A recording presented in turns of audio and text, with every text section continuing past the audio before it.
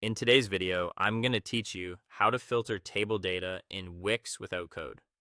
We're building a simple, powerful feature, a table that pulls items from your CMS, plus a dropdown that filters those rows instantly.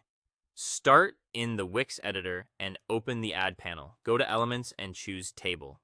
You can also use a data table or even a repeater if you prefer a more custom layout. Drag the table onto your page and place it where it makes sense in your design. With the table selected, click Connect to Data, sometimes labeled Wix Data or CMS, and choose the dataset you want, like products, brands, or articles. As soon as you connect, the table will populate with items from that collection. If the columns don't look right, adjust the table columns to match the fields you want visitors to see, such as title, price, or category. Next, add the filter control. Go back to Add and search for input, then choose Input dropdown. Place the dropdown above or beside the table so it's easy to find. Click it to pick a style that matches your site's look and feel, and update the placeholder text to something clear, like select a brand or choose a category, so visitors know what it does.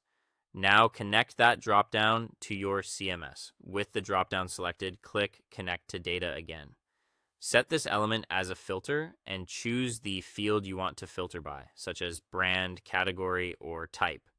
Make sure both the table and the dropdown are connected to the exact same dataset. If you're not seeing the field you expect, double check that the field exists in your collection and that it contains values for your items. For a smooth user experience, consider adding a default option like all so people can reset the filter easily. It's time to test. Click Preview at the top right to open the live preview.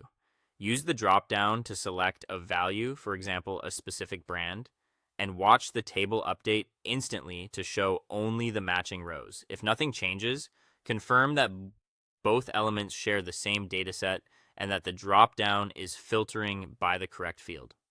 Small mismatches here are the most common cause of issues. When everything works reliably, click Publish to push your changes live. You can refine later by adding more filters, like price range or date, using the same input drop-down plus connect to data method. Layering multiple filters lets visitors narrow results quickly. That's how you filter table data in Wix without code.